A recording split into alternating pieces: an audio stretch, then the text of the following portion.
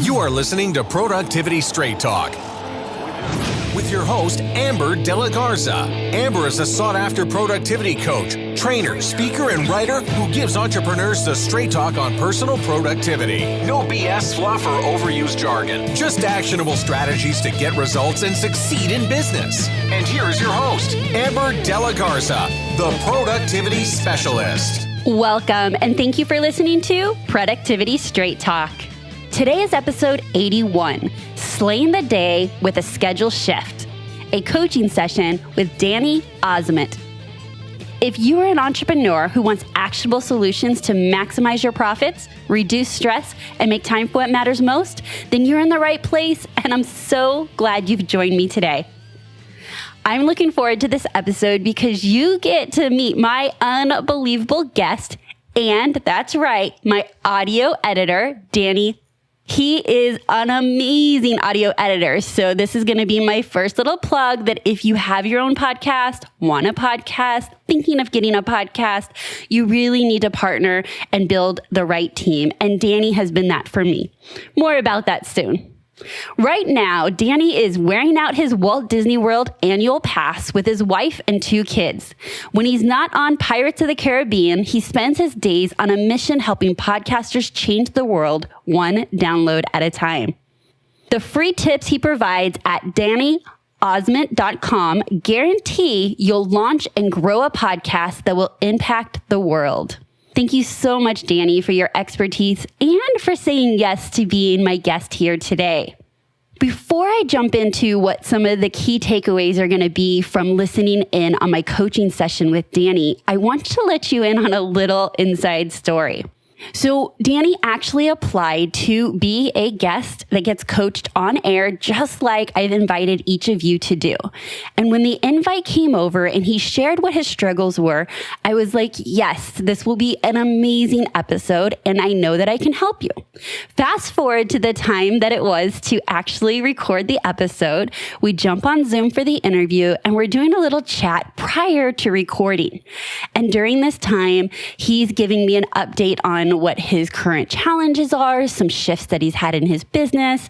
And he lets me know that he says, I'm not sure you'll be able to help me because, well, I actually make sure that I listen to your episodes and I get coached and I implement everything you talk about on the podcast.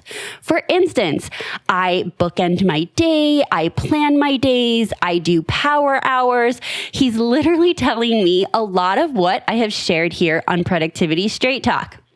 And I said, well, the good news is that while I do share a lot on the podcast and they're all actionable and it's all solution oriented and definitely get results for my listeners, coaching is a different experience. I never know what is actually going to come out of a coaching session because there is magic to being coached and there's magic to listening to the words that are being said about your unique situation that's customized. And oftentimes, truth be told, things are so close to you and your situation and in your business, they are too hard to see. So getting an outside perspective and having somebody ask you pointed questions and making you think about the way that you are doing things can be so impactful. And well, with this coaching session, that was no different.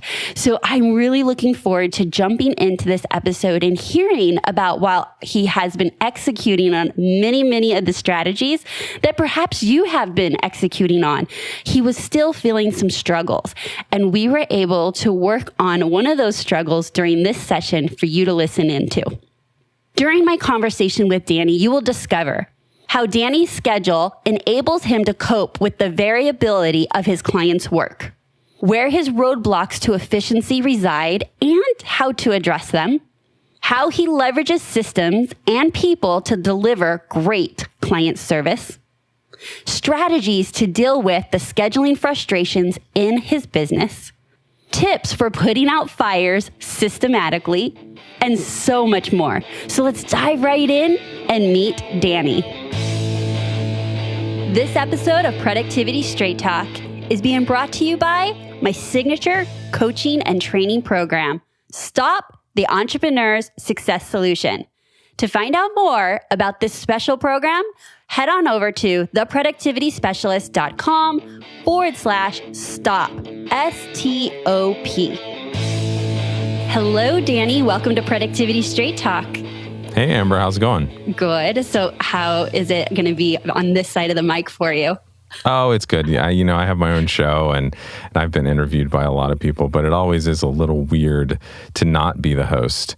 Yeah. But you're so used to listening to my podcast probably over the last year and a half or two. So tell us a little bit. Now, I gave the formal intro of you prior to us jumping on this interview, but I always love my guests to share in their own words a little bit about your business, who you serve, and then we'll go from there. Well, I am let's call myself a podcast producer or a podcast consultant with a minor in brand strategy. I help businesses, I help entrepreneurs, I help thought leaders, coaches, realtors, lawyers, basically create podcast content. My company is Emerald City Productions. I've been in business now for over 10 years. Started out in just music production. I have a background in music. I actually have a master's degree in conducting, and slowly over time just moved from musicians to podcasts in terms of production. I started listening to podcasts and loved them. They did a lot for me, but I started to notice that the sound quality, the production level of I won't say most, but a lot of podcasters that I was listening to was not great. And so I started emailing people and saying, hey, I love your show, but it sounds really bad. Can I help you? Started doing it for free. Yeah, and I started doing it for free, and people took me up on it, and I loved what I was doing. I loved that it was a new thing every week. I loved that I was almost getting a free education from listening to all of these podcasts. And it has very quickly in the last 4 years or so gone from maybe 5% of my business to now almost 90% of my business and clients. I work with 20 shows a week, roughly. And I love that podcasts, basically in this day and age, it's really hard for a lot of people to walk an inch in someone else's shoes, let alone a mile. And I feel like podcasts as a media allow people to really listen and hear stories and have conversations where you don't get that in short YouTube videos or social media or 140 or whatever, how many characters Twitter has now. You don't get that. And that's why I love podcasts and always will. It's just a very powerful new media. Yes, I fell in love with it. And when I started podcasting, first of all, you were on my team from day one. Like, I did not want to start without having somebody amazing on my team that could edit and make me sound great and my guests great. And you and your team have always come through. You're highly recommended. I'm always recommending you to everyone. So this is the unofficial plug, but if you're thinking of podcasting, you're currently podcasting, you don't sound amazing, you need to reach out to Danny's team. All right. So why don't you give us some context into your team right now? Because it's not just you, and it's grown and it's morphed and changed over the last few years. So just for our listeners to be jumping into listening to our coaching session, let's have some context into who helps support you do all the amazing things. Right now, I have been the lead in terms of production. I still will edit shows, mix shows, master shows, so make them loud enough for everyone to hear and at broadcast quality, if you will. Quality control, I'm listening to every show. And even for a lot of my clients, we're uploading to the podcast host, or even some clients putting them on their sites, putting code in WordPress for them. I currently have a team of 3 other editors. They are Nashville professional engineers here. So they're people that I can fully trust to use whatever audio editing software they prefer. And they're working for me. And I also have my wife on my team who is in charge of quality control as well. And my brother, who is again, professional musician background like me. We both have master's degrees, and he is a classical recording engineer, records a lot of music, but he is also really good at the editing thing, and he also mixes and masters some shows as well. So that's the team right now. We're getting ready to add an assistant to help out some with project management. But that's where we're at right now. And I, of course, have, someone who does some copywriting for me. I have a web developer, and those are more contractors who, I'm paying monthly to do certain things. Yeah, specialized work. Okay, great. So I would love to start off with something that's exciting you. What's exciting you about your business right now? Give us a win or something that you're working on that really lights you up. The win that I'm really excited about recently is that I finally have pulled the trigger on hiring an assistant, someone who is going to help primarily with project management in the business. I'm spending upwards of a half hour a day, usually just moving things around, downloading files, assigning things, copying notes from one host to put into Asana so that the editor knows what they're supposed to cut or a quote that they're supposed to grab. So I've got an assistant that's coming on 5 hours a week, a qualified virtual assistant, someone who's doing this professionally, who can do that and is also going to take on some of our content creation, helping me plan some content for my podcast that talks about how to podcast and why people should be podcasting and things like that. I think that's the most exciting thing right now, because I'm really excited to see what time that gives me back each week and what I can do with it. Yeah. So she starts really soon. And I know when we hire somebody, it can be exciting and it can be nervous, right? Like you're literally handing over some things that you've done so long and you're not sure what that's going to look like. But the excitement comes from, what am I going to do with my extra 30 minutes a day, 5 hours a week, right? And ideally, that's being replaced with high value, highly productive activities that's closest to the dollar for you. Okay, so that is something to get excited about. So why don't you share with me in your own words, what would you like to discuss or talk about in today's coaching session? Everyone has unique schedules. I get that. I try not to get frustrated with, I wish I had so-and-so's schedule, or I wish I didn't have to deal with this. Everyone that is a business owner that has children has an interesting schedule. In my situation, I have a 10-year-old daughter, Elena, who suffered a brain injury at birth and has cerebral palsy. She's in a wheelchair. She's an awesome kid. She uses this great eye gaze communication device to communicate. She's in 5th grade. Really cool. I love her to death, but she is medically fragile. Mm-hmm. So occasionally, and more often than a lot of kids, there are interruptions. Because I work from home, because I'm the more available parent sometimes, that I need to pick her up from school if something's not going well, if she's not feeling well or something like that. I also, because, I'm running my own business, there's the variability with the client work that I do. You would think with podcasts, they come out on the same day each week. Yours always comes out on Monday. So-and-so's always comes out on Thursday. They always come out at the same time. You'd think that would lead to a very regular schedule. What happens is very different. For instance, I have a client, Katie Kermitzos, who you know as well, and the listeners will know, who is getting ready to go on maternity leave. And so Katie has recorded 10, 15, 20 episodes to get her all the way through March of 2019. So I've got a huge backlog, a batch of episodes from her. And then I'll have other clients who might get behind and are delivering a new episode each week, 72 hours before the show airs. And I've got to get that going. It's nice to have a team, but there's always that little bit of unexpected, random nature to our schedule in terms of projects. And I find sometimes that is frustrating, because even if I block time to work on growing the business, or I'm going to work on bigger ideas during this 4-hour block of time, or this 4-hour block of time is going to be for me to batch my next 4 episodes of my podcast, at least 50 to 60% of the time that schedule falls through, because something pops up here, or something gets delivered late, or Elena gets sick, or Joey, my other child, gets sick as well, because he's a normal 6-year-old boy. So I don't really have any good strategies for staying in rhythm and staying in the flow when those types of things happen.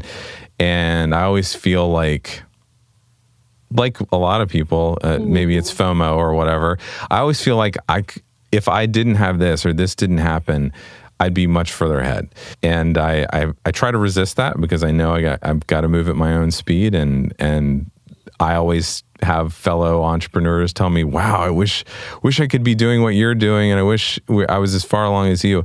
So it's maybe it's an internal frustration for me, but I know that I could be doing more, or there's a solution out there, hopefully, for dealing with that type of variability.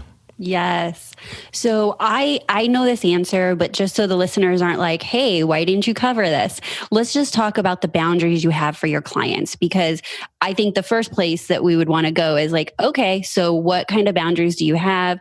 And I know that you have 72-hour guarantee. So I need to get, my podcast turned around to you, not just 72 hours before it airs, but 72 hours before my team needs it back to do their thing, right? And you also have your own flow for batching. Like if I send you 5 episodes, like I can't expect they're all getting done right now and they don't need to be published right now. So you've definitely set that in place. And you have, I think you had said too, you charge late payments and sometimes people are willing to pay that, which is great. But when you're literally looking at your schedule, like side by side, and you're like, content creation, client work, obviously client work always wins out, right? Yeah, definitely. I am a Disney geek. If you read my short little bio on some of my lead magnets, it talks about, right now I'm wearing out my Disney World annual pass with my wife and kids. And when I'm not on the Pirates of the Caribbean, I'm helping podcasters, right? So I love Disney, and the Disney level of customer service is really important to me in my business. So if someone's paying a late fee and they're 24 hours before a show airs, I'm going to make sure it gets done. I'm going to bend over backwards, and I can. Luckily, I do have working from home and things like that. I do have some flexibility. But yeah, so there's the 72 hours, even for clients that batch. I have one client that it's 2 people, and they usually get together once every couple months, and they record 6, 7, 8 shows. They know that they're only still going to get 1 episode per week from me. Usually it's more than that because we get ahead or whatever. But people, if they are on one of my production packages, they can only expect 4 episodes a month. And it's easy if I'm actually the one posting the shows or publishing the shows for people, I can control that as well. Like you said, there are late fees. We have a good system in place where clients know how they have to submit files. They know the format that we like them in. They know the information that we're supposed to get from them. But for instance, just because these are all different businesses, I'm not an industry specific entrepreneur. I can work with lawyers. I can work with marketing people. I can work with coaches. Some want to use Dropbox. Some want to use attaching it to an email. Some want to use WeTransfer. So there's that coordination. Some are using Trello. Some are using Asana. Some are using nothing. Some are using pencil and paper, So it's coordinating all these different people and stories that we try to manage as much as possible. But I also have to be reasonable because I know that everybody has different systems. Everybody has different workflow. And I try as much as possible to fit them into our workflow. Yeah, no, and I appreciate that so much because I do have my own workflow with Trello, and that doesn't necessarily mean you use Trello, but you're more than kind to jump in, see my notes, grab the files, that type of stuff. So that experience is really good. And I get that being important on my end as the consumer, but I can see how that would be a roadblock to efficiency on your end. So is it true that as you hired your VA, that once we submit to you, whatever those ways are, call it 5, 6, 7 different ways, that then it goes into a systemized way on your end? So from that point back, it's like, transferring the files into your system, everything's the same. Yeah. And that's the hope, is that if I can have that buffer of an intelligent person who knows what a podcast is and knows what files, and she's specifically a podcast assistant. She knows what types of things are involved in a podcast. There are graphics, there are show notes, there's an RSS feed, there's all these different publishers. So the hope is that buffer will prevent me from getting scrambled in my email inbox and having to sort through, okay, this is a client email, it's a file submission, But this is a client email that's a question about how I noticed on my Zoom recording last week that I got this sound or I was hearing this noise. How can we fix that? Because I'm very hands-on with my clients as well. I want them to sound as good as possible. So I give them that extra little bit of advice and coaching. So that's the hope, is that with the assistant, there is some buffer. Okay, that's great. So we're going to hope that she gets time back for you. And once she's trained up, she'll have time back for you. What is it that you want to do with that time? What is the intent for that reclaimed time? I want to move the needle forward. One of my goals for 2018 was to go from, in 2017, I had 11, 12 clients. I realized through some investigation and asking questions and interviewing people and having conversations with people at multiple different conferences, I figured out that my strength as a podcast consultant company, whatever, was that one, I'm a professionally trained engineer. I know what's going on. And then two, that I had this higher level of customer service and that was a little bit unique in this world. And what I realized that in 2018 I needed to do was to increase my client load, but then stop, like cap it at a certain point. So we changed our prices. I set a cap number at this is how many shows, so that someone who's really highly trained can be the last person to hear the show before it goes out into the world. It's never going to be an intern. It's never going to be a VA halfway across the world that's going to be the final ears listening to your podcast before it goes out. And so I focused in 2018 on getting to that point. And I'm at that point now, very close. I maybe have 2, 3, 4 spots open for clients, and things change. So in 2019, I want to focus on scaling.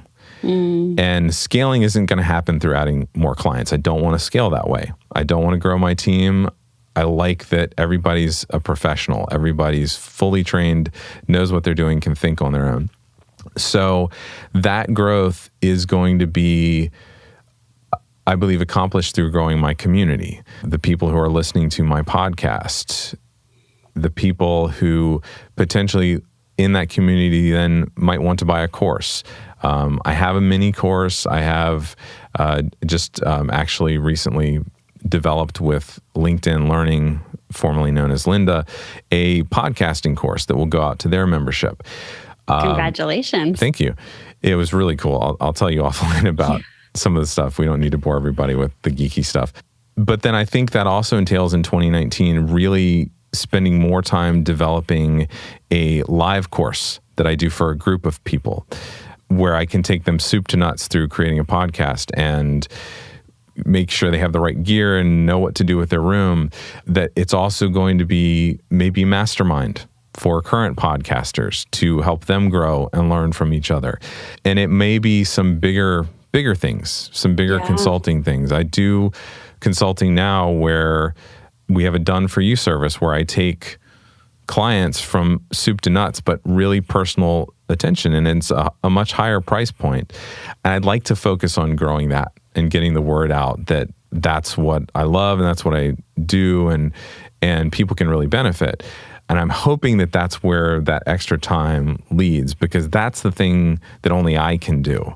Yeah. That I can use my brain and my experience to help those individual people or those groups of people or that larger Facebook group of people potentially. Right. So let me ask you a couple of things. Well, first, let me just make sure I heard correctly. It sounds like you want to be investing more time in building your community, which means being on social media, and then creating content and or products that are information-based, whether that's delivered in a live event or facilitating a mastermind and that sort of thing. Yes. Do you have it laid out in priority order of what you want to launch first, second, third, fourth in 2019? I do, and it goes back and forth on which ones I want to do. Like, I know which ones are easiest to get to market quickly, which are things that I've already done, which are mastermind groups I've had in the past and live coaching or live courses with groups of people. That stuff is already created. The harder to get to market, but much more lucrative stuff, which is the one-on-one development of podcasts, let's call it launch clients or whatever, or consulting with corporations who want to start a podcast but need help designing a podcast studio. Maybe they have a marketing team, but they don't know what to do to create a podcast studio. Well, I mean, you can see I have a professional studio here. I know what to do. I know how to put panels up in a room and make it as professional as possible. I think that would be the highest priority because the others are already sort of ready to go and in place and just need me creating the content and spending the time in the community to roll those out. Okay. Would you like to talk about where you're going to go in 2019 and what order and what that will create? Because I know that some of what you were wanting to talk about was there's just not enough time to create, right? So if you're working, let's just call it 40 hours, it sounds like almost all 40 hours are being spent either handling personal things and or like client work. Like there's not a lot of buffer time to add projects. And I think that a lot of people can relate to that is that they're already redlining with what it takes to run the business. And I want to make sure that even if you were to carve out a half a day a week, do you know what those high value activities are? And maybe you do. So if I were to like gift you and wave a magic wand and say, no interruptions, no client stuff, like total focus for 4 hours, are you super clear on that path forward to launch these products and services?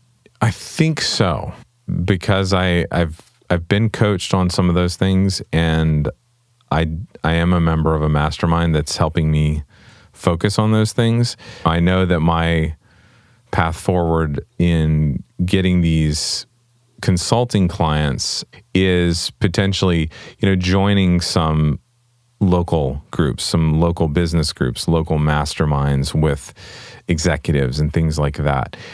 Essentially getting in front of the people that don't already know about podcasting or think they know about podcasting and know maybe that their business needs to do it, but they need someone to come in and who knows what they're doing. Yeah, that I know kind of the step forward with time on that. So what I just heard though is that you have your strategy of making connections with executives and business owners so that you could potentially meet people to consult with. You said networking events. That's literally a next action step, right? So do you have a list of networking events that you would want to join for 2019? I do. Okay.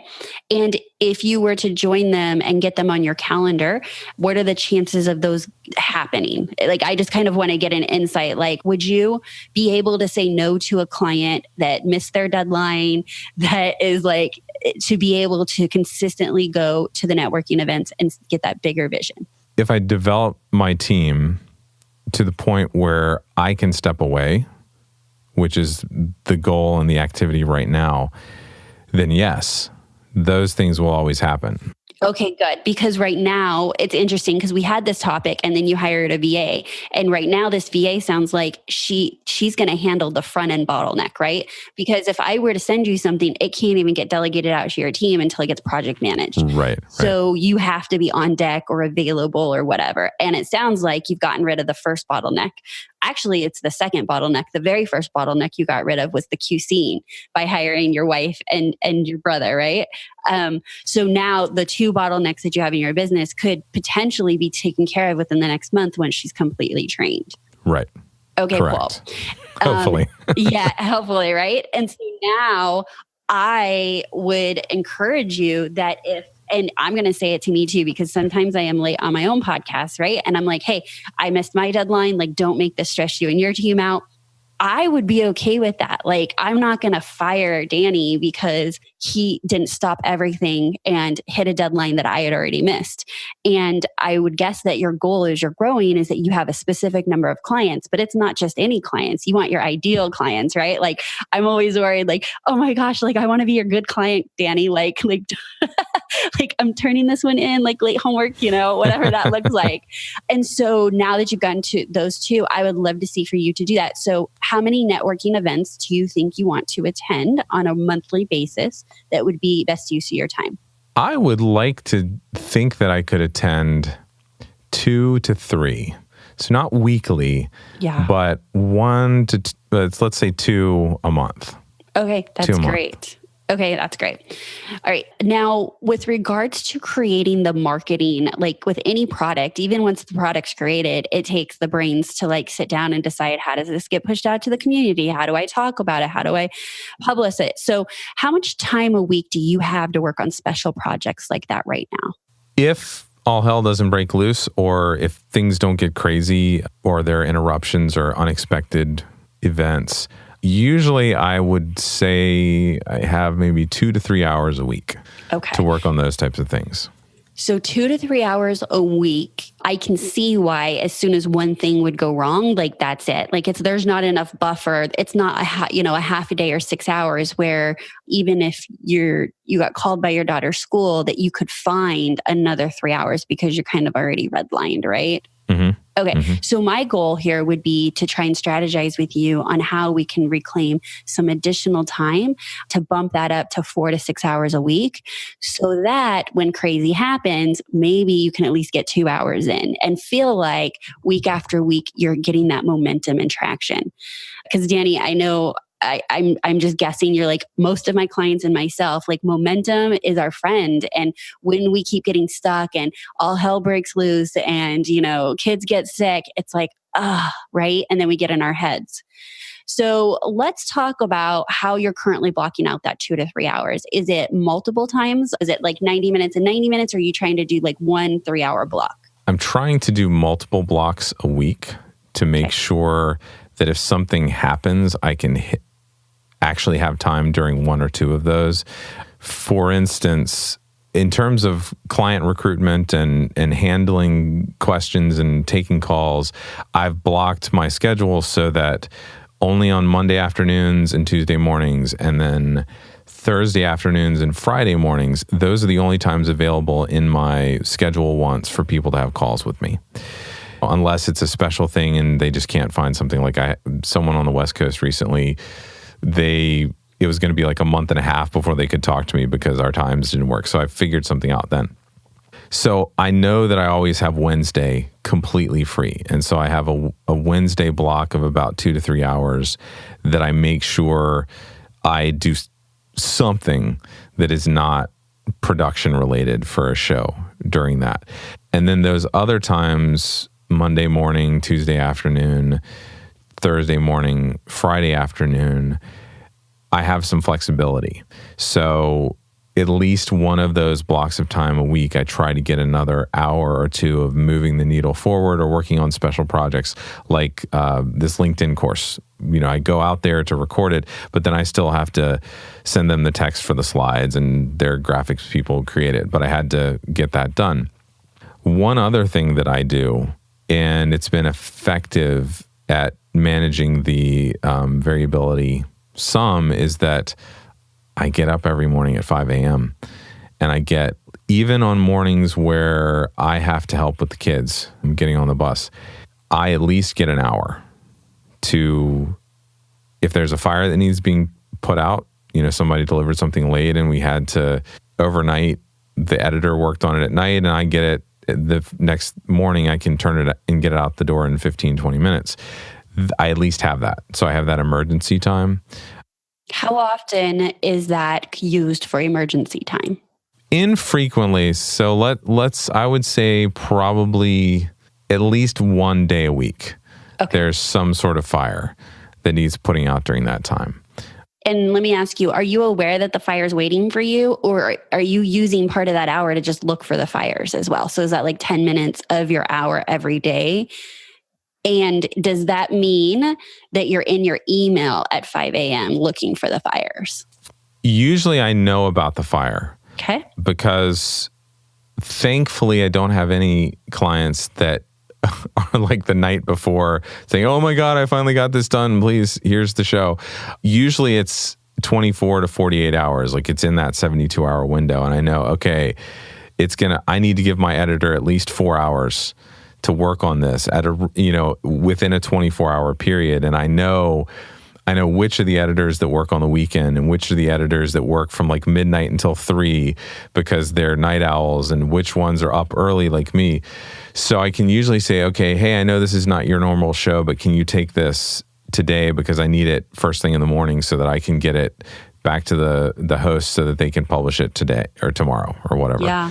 So usually I know about them. It's very rare. I've gotten past that stage of total crazy fires that I get in the email first thing in the morning. Usually I'm able to 1 or 2 times a week use your power hour idea and process through those things that, I can get those little things out and done a couple times a week that aren't time sensitive.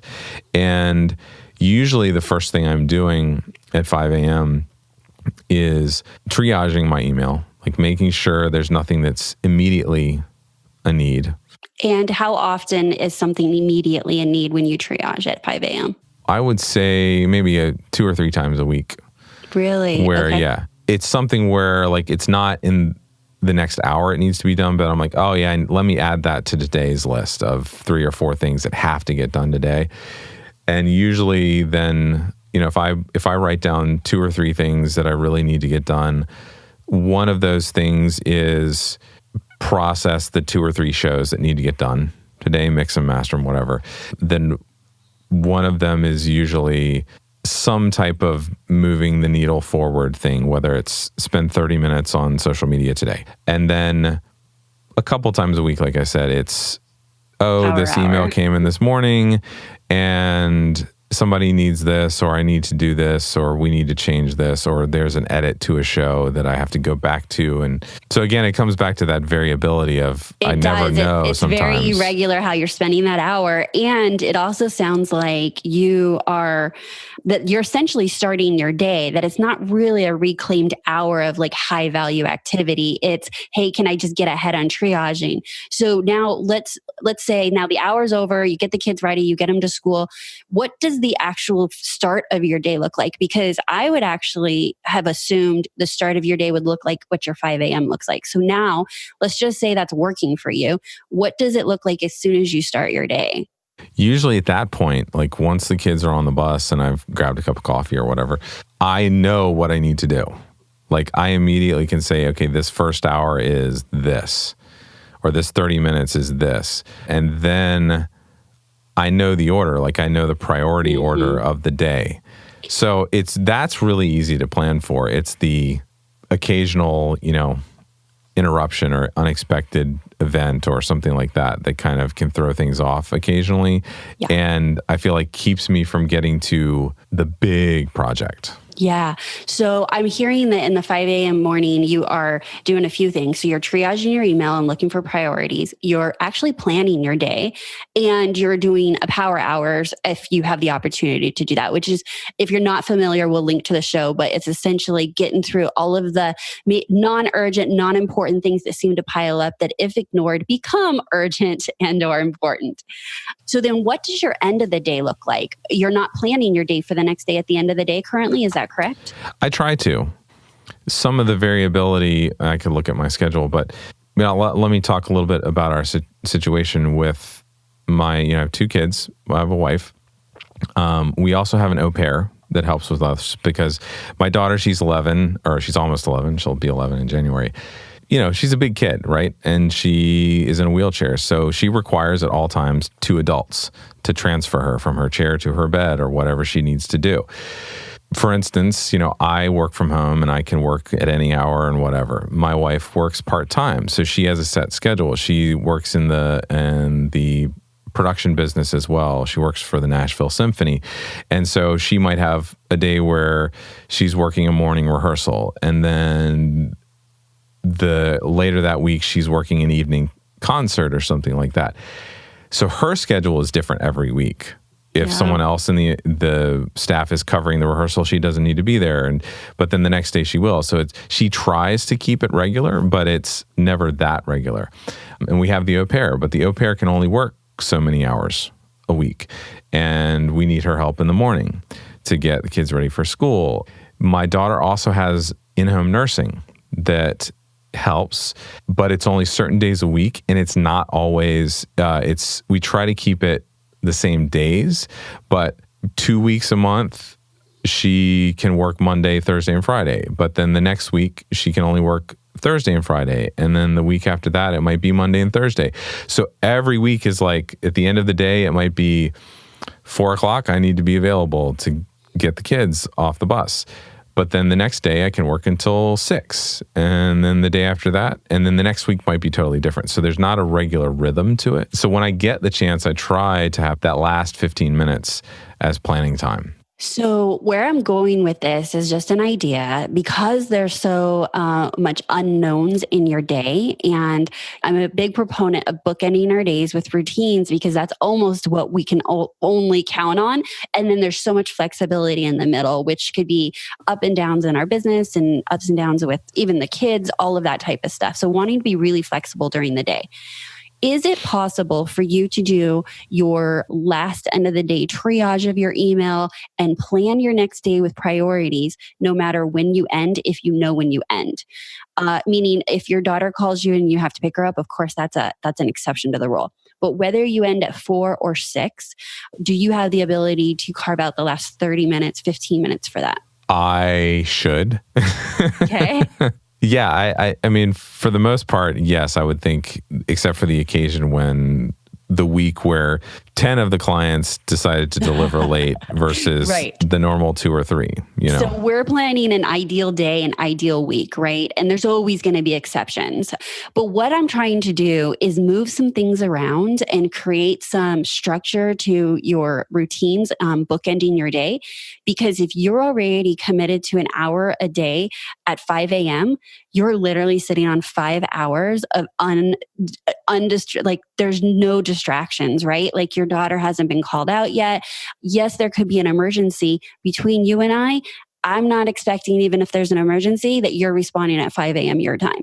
So it's just been a habit that's what you've done to give excellent service. And, you admittedly said it's about once a week anyway. So it's not all the time, and you know about it. And so the day that you know about it, are you willing to give up an hour of content creation, needle moving to handle that? You can make that decision, or it can wait till you start at 9 o'clock.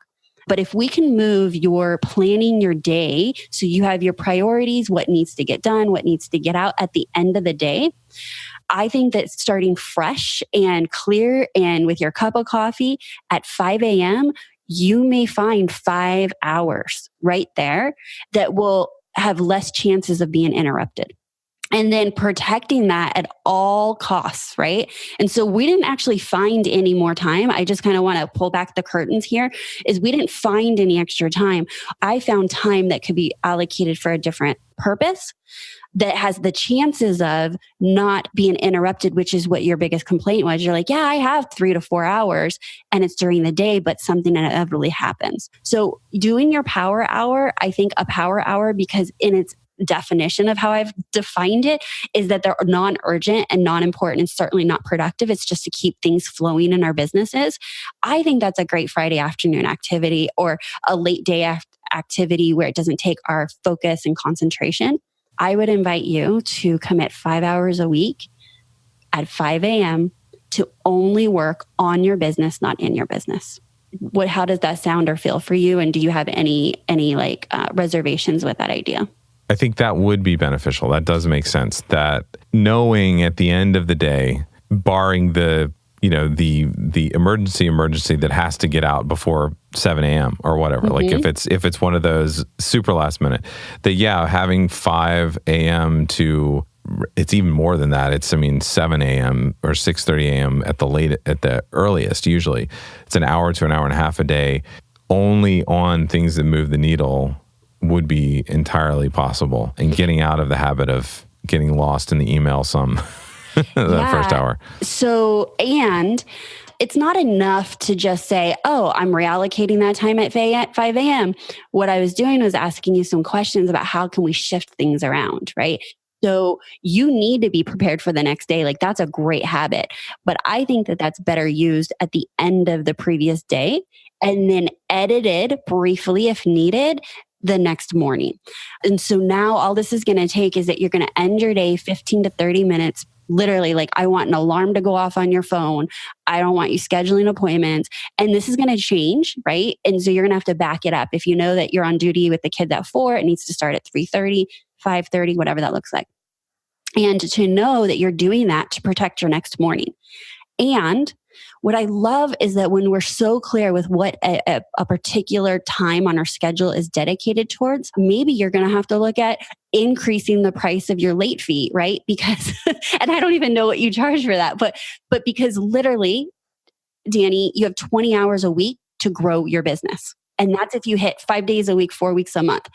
You give one of those away a week, and you can calculate how much that's going to cost, right? Like that's 1.5 hours or so that a week that you're not dedicating towards determining who you're going to make phone calls to, who you're going to pitch for consulting.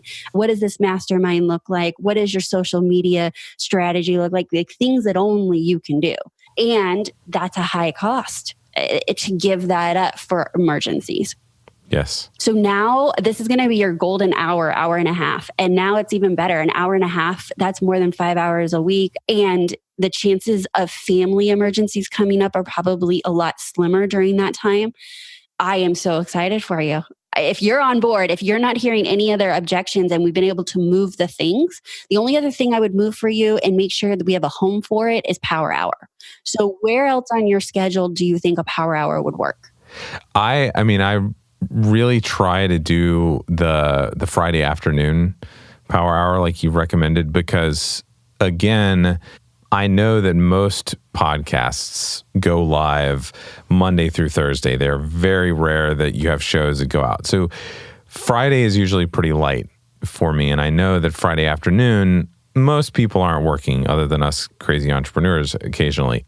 So I've kept it there, and that has been pretty effective. I find that I need to have at least one more, so I've been doing it Tuesday morning or trying to. So I could easily, move that later in the day on Tuesday to make sure that I have 2 a week to just keep conversations moving. A lot of times I'll throw in my Power Hour folder, conversations that I need to follow up on if I haven't heard from someone for 4 or 5 days on a question.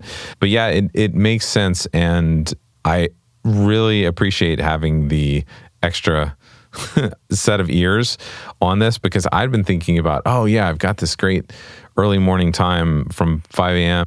I'm energized at that time. And when I get up and I know the kids are still asleep, they're not getting up, there's no way that anybody's going to interrupt me.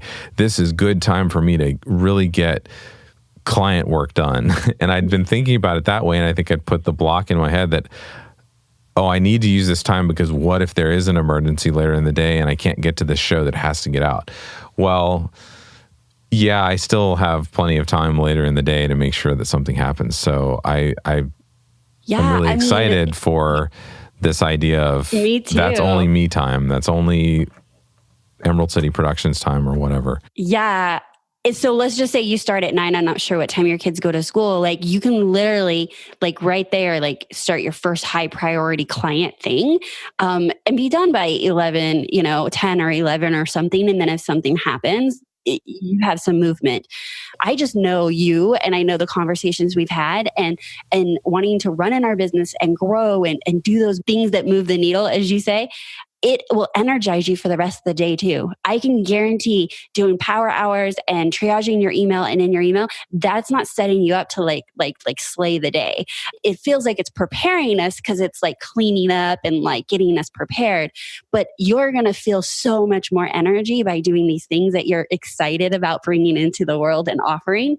I think. Well, and I'll feel like I've actually accomplished something too. Something that's important for the world or whatever has been accomplished, and now I can get back to the expected stuff. Yes. And one last comment on that is that you're truly going to be protecting the only thing that only you can do. Because if your day were to go south, or if you even got sick, your team could help you do the other things, especially since you have a VA, you already have your QC people, and you have your editors. I really think that your day could go on without you because you do have a really good team right now.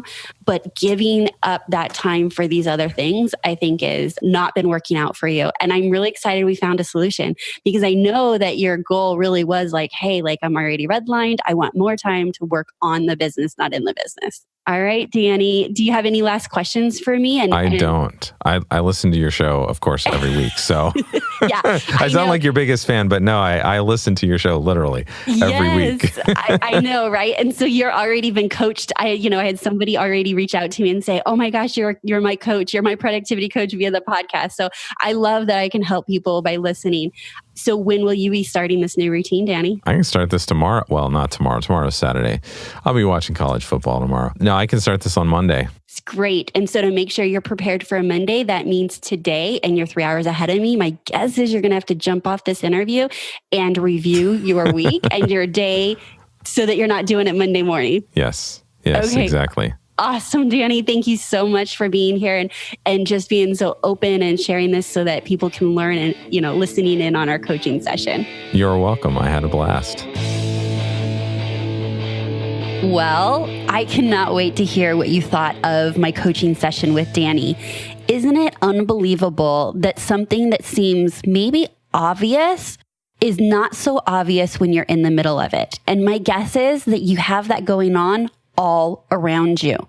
And this truly is the gift of coaching. It's the gift of taking the time to invest in yourself and your business.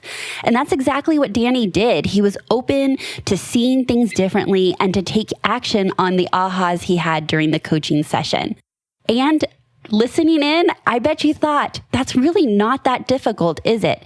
It's a few shifts that are going to have huge impacts on his time, his productivity, his revenue, his stress level, his family life. And if you ask me, it is 1,000% worth it. And since this is Productivity Straight Talk, and I do give it to you straight, I also need to tell you that I do these types of podcasts to give you a sneak peek into what it's like to work with me.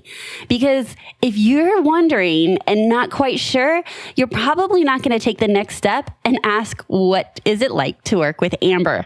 And if you have been thinking, oh my gosh, these podcasts have been so valuable, they've impacted my life, they've impacted my business, what would it look like working with Amber one-on-one or in a group coaching program?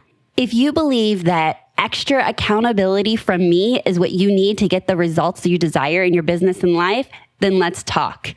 If you think getting a different perspective on your situation or your business or your challenges, then let's talk. If you are ready to up-level your business in a huge way, let's talk. So how do we talk? It's going to be super, super simple. I want you to send me an email, amber@theproductivityspecialist.com. Put in the subject line, interested in coaching, with your contact information. And myself or my team will reply back to schedule a time to chat. And during our chat, our goal is simply this. Let's find out if I can be of service to you and if your goals match how I can help you. That's it. So if you're interested, go ahead and email me at amber@theproductivityspecialist.com. Put in the subject line, interested in coaching. I have loved having you listen to this episode of Productivity Straight Talk, but this is when I have to be straight with you. No change, no change. Without taking action, nothing will change for you or your business. So based on what you learned today, what are you willing to take action on?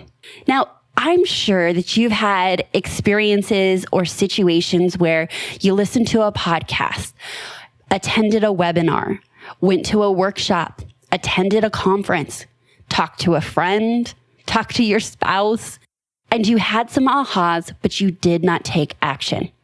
Well, I want you to know that in this time that you're investing in listening to Productivity Straight Talk, I am partnering with you because I want you to do it differently.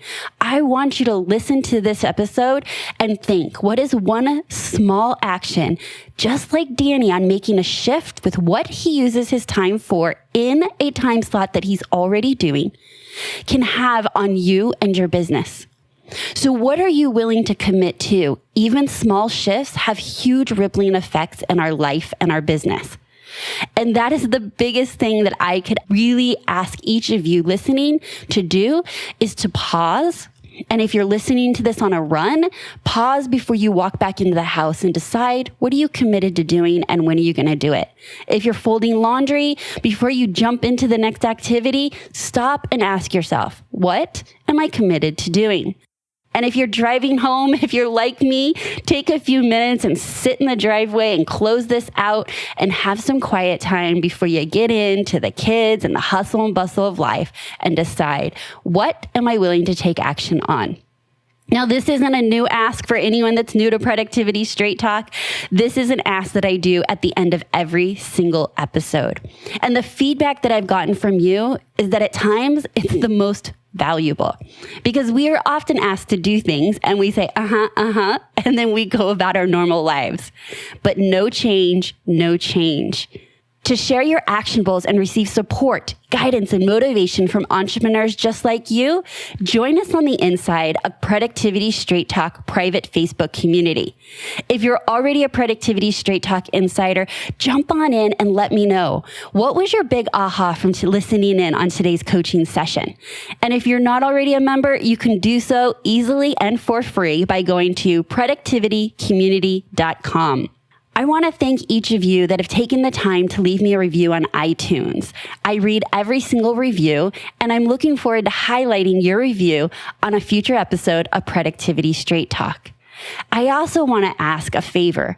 If you believe that this has been valuable for you, share it with another entrepreneur that you believe would find it valuable. In most podcast apps, you can actually just find a little button that says share and share it out either on Facebook or any social media. You can even text it to a friend or message them directly.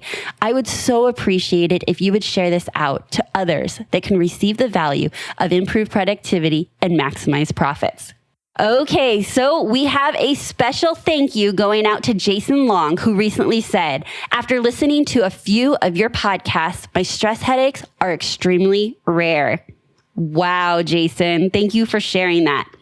Practicing your points of view on block scheduling, honoring my personal appointments, not just my clients, planning for tomorrow, and how to say no to distractions have made a big change in my day-to-day life. Thank you so much, Jason, for sharing that. I so appreciate you reaching out and letting me know how this has had such a huge impact on your life. I get so fired up helping people because I believe that improved productivity has such a huge impact in all aspects of our life. So that's my straight talk for you today. And until next time, have a productive week.